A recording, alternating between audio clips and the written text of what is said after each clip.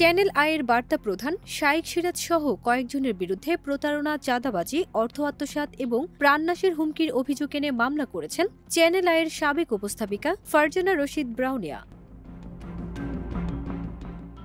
বুধবার ঢাকার মুখ্য মহানগর হাকিম আদালতে দায়ের করা এ মামলায় ব্রাউনিয়া অভিযোগ করেছেন, আসামিরা তার পাওনা মাসিক মজুরি দীর্ঘদিন ধরে পরিশোধ না করে প্রতারণা করেছেন এবং তাকে ৫০ কোটি টাকা চাঁদা দেওয়ার জন্য হুমকি দিয়েছেন।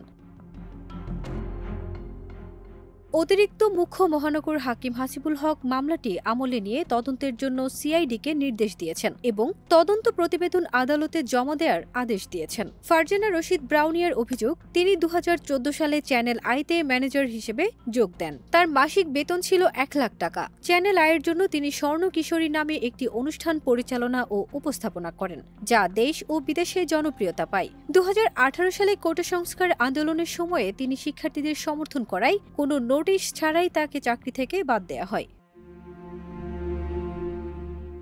ফারজানা ব্রাউনিয়া আরও অভিযোগ করেছেন, গত ৭ সেপ্টেম্বর যখন তিনি তেজগাঁও থেকে বাসায় ফিরেছেন, তখন শাইখ সিরাজের নির্দেশে অস্ত্রধারী সন্ত্রাসীরা তার গাড়ি থামায় এবং ৫০ কোটি টাকা চাঁদা দাবি করে। তারা হুমকি দেয় যে কোনো আইনি ব্যবস্থা নিলে তাকে হত্যা করা হবে।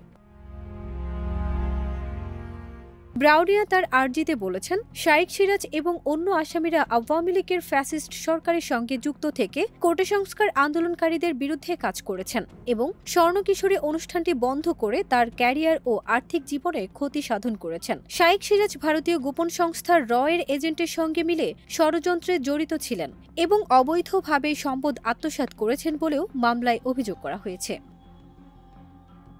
ফারজানা নিকিতা, দেশ রূপান্তর।